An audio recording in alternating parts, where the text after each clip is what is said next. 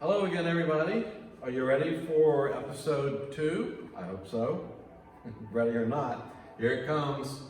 The next artist that we're going to focus on is this artist, Gian Lorenzo Bernini. Gian Lorenzo Bernini, I think, is, for me, the greatest sculptor that I've ever observed the work of. And this particular image is in your textbook, chapter 19, of course, page 342. And you can probably figure out the title of this piece without me having to tell you, and that is, it is David, and it is Bernini's David. Now, we've certainly seen a lot of Davids. An interesting one, the others are primarily created maybe in Florence for lots of reasons, but Bernini was an artist working in Rome almost exclusively. Imagine taking a block of marble and doing what Bernini was able to do, subtractive sculpture-wise, by removing all that excess marble.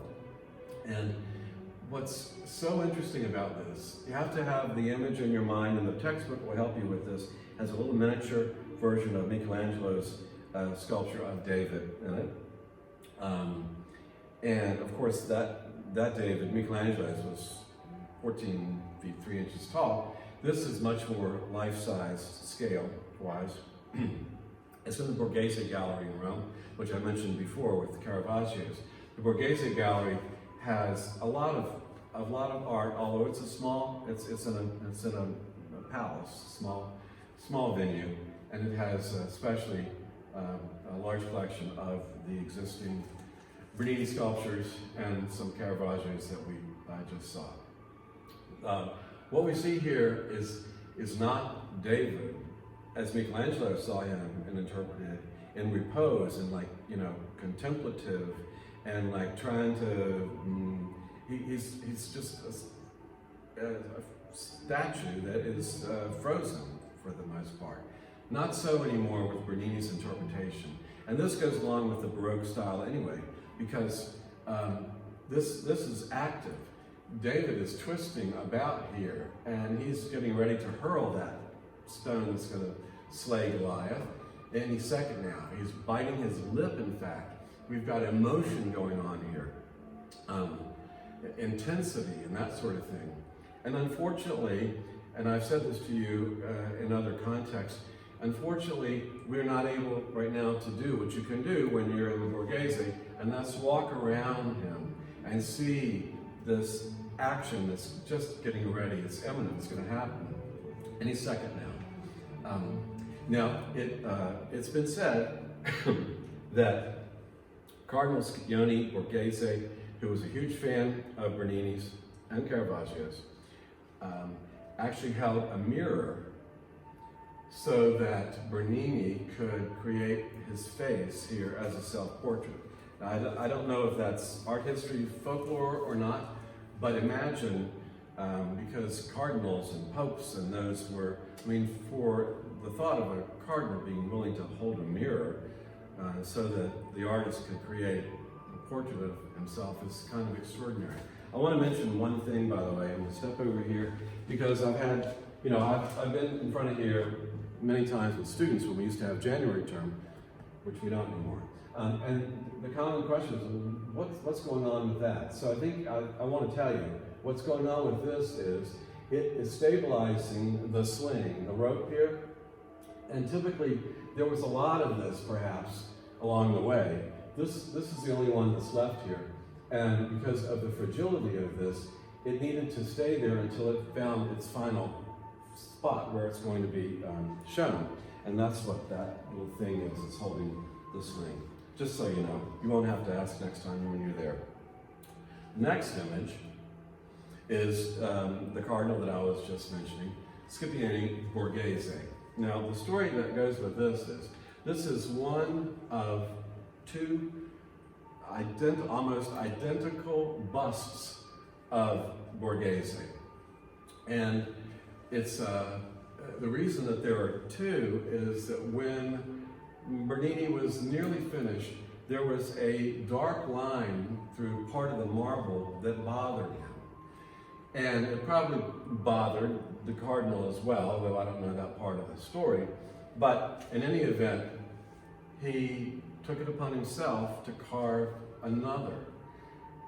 It's just amazing when you think about the time, when you think about the talent, when you think about all that stuff, that he put himself through a second time, you know. And here, one of the buttons is sort of bursting through because obviously the cardinal was fond of donuts, apparently. Next, we have this incredible thing. And this is in your textbook. Not nearly enough pictures of Bernini stuff in this textbook. On page 333, a lot of threes there. This is Bernini's Baldacchino. It happens to be in St. Peters Basilica in the Vatican. You know, the Vatican is not in Rome because there's a division here where you step into a different country. Inside St. Peter's, which is overwhelming, and there's Bernini everywhere here, and this is a great example of architectural Baroque stuff. See all the stuff, all the curves, all the different materials put together here, a lot of stuff. This baldacchino, which is over the main altar in St. Peter's, is over 10 stories tall, quite large, all designed by Bernini. And one of the things that is somewhat disturbing, historically speaking, is a lot of the bronze that we see in this baldacchino was taken off of the Pantheon in Rome. Now that Pantheon, I mean, it's like the most well-preserved ancient building that exists. And the idea that some of the bronze was taken from it to create this, well, anyway, there's no changing that at this point. These angels, I can't remember, they're like, I don't know, 15 feet tall or whatever, these four angels that are up here. And again, I'm going to walk over here. I hope this is not too annoying. I'm adjusting to this. Hopefully we all are. This also is designed by Bernini and built. It is St. Peter's chair, and this there's the Holy Spirit. It's a stained glass window here. But notice we have bronze and wood and gold and the chair. It's not really a chair that St. Peter ever sat in. That's sort of myth, I suppose. And down below here in St. Peter's is the actual tomb of, guess who? St. Peter. Surprise! Next, we have a drawing, a self-portrait of Bernini. You know, I include this to sort of help bring him to life. And there he is, looking right into our soul here. Next is, throughout Rome, you'll find lots of Bernini stuff, things, fountains in particular. This is a Neptune fountain. Probably you could tell maybe what the theme was there. And Bernini's father was a sculptor also, and he has quite a few famous works of art. One I don't think I have an image of in a moment here, but I'll know. At the base of the Spanish Steps, a very significant place in Rome, which, by the way, I'll segue for a second. It is deserted today, as is Rome. The streets have no people. I don't know if they've turned the water off in the fountains or not, but it's just hard to imagine, for me, that this city that bustles and has so much going on, it's basically just a ghost town. It's a very, very complicated time in which we're living here, everyone. So when we get back together and stop being socially distant, then let's plan a trip and get over there, check out Italy. Next up, this is a sculpture of Constantine. Constantine, who theoretically brought Christianity to Rome. This is near the entranceway of St. Peter's. It's larger than life size. Again, pretty incredible.